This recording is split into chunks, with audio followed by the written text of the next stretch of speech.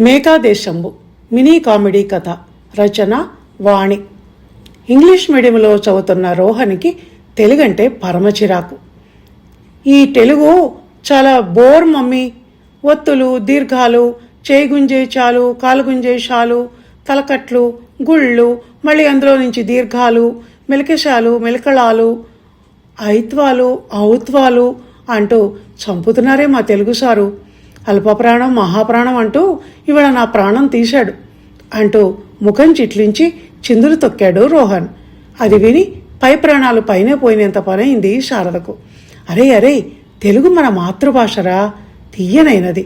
అంత గొప్ప భాష ఇంకెక్కడా ఉండదు ఈ ప్రపంచంలో. అలాంటి భాషని అన్ని మాటలు అంటావా అంది ఆమె. తీయనైందైతే తినటానికి బాగుంటుంది, కానీ అనటానికి వినటానికి ఏం బాగుంటుంది? చదవటానికి తేలికైన భాష అయి ఉండాలి. అందుకే సెకండ్ లాంగ్వేజ్గా సంస్కృతం తీసుకుందాం అనుకున్నా. నువ్వు తెలుగు అని రాసావు అప్లికేషన్లో అన్నాడు రోహన్. ఆ మాటలకు అదిరిపడింది శారద. తెలుగు కష్టమైన నువ్వు సంస్కృతం తీసుకుందాం అనుకున్నావా? ఆ కఠిన శబ్దాలు నీ నోటికి పడతాయని ఆశ్చర్యంగా అంది శారద. సంస్కృతం నేర్చుకోవటానికి ఎవరూ తీసుకోరు, స్కోరింగ్ సబ్జెక్ట్ అని తీసుకుంటారు. అందులో చదవాల్సింది ఏమీ ఉండదు మమ్మీ. శబ్దాలు బైహార్ట్ కొట్టి పరీక్ష పేపర్ మీద దింపేయటమే. అది కాక ఒక చిన్న ట్రాన్స్లేషన్ ఉంటుంది, అంతే. ఆహా, ఏం తెలివితేటలరా నీవి! గుండెలు తీసిన బంటు అంటే నువ్వే. చదవకుండా అప్పనంగా మార్కులు కొట్టేద్దామని. చదువుకునేది మార్కుల కోసం కాదురా, తెలివితేటలు పెంచుకోవటానికి.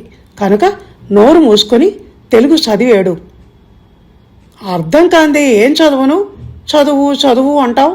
ఇదిగో ఇక్కడేదో మేక దేశము అని రాశారు. మేక అంటే గోట్, దేశం అంటే కంట్రీ, అంతే అర్థమైంది. ఆ తర్వాత ఇది అర్థమై చదవటం లేదు. చిందులు తొక్కుతూ అన్నాడు రోహన్. ఏంటది? చదువు గట్టిగా అంది శారద. ఆ ఈ ఊరులకు సవర్ణాచ్చులు పరంబగునప్పుడు తద్దీర్ఘ మేకాదేశం బగు అట అని రోషన్ అనగానే నవ్వాపుకోలేక గట్టిగా నవ్వేసింది శారద.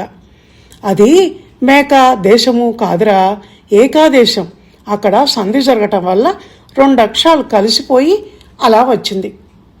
ఈ సందులు యుద్ధాలు ఒకటి ఈ భాషలో ఉన్నది చాలక అని గొణుక్కుంటూ అవతలకు వెళ్ళిపోయాడు రోహన్. ఇదండి మేకాదేశంబు కామెడీ కథ. ధన్యవాదాలు.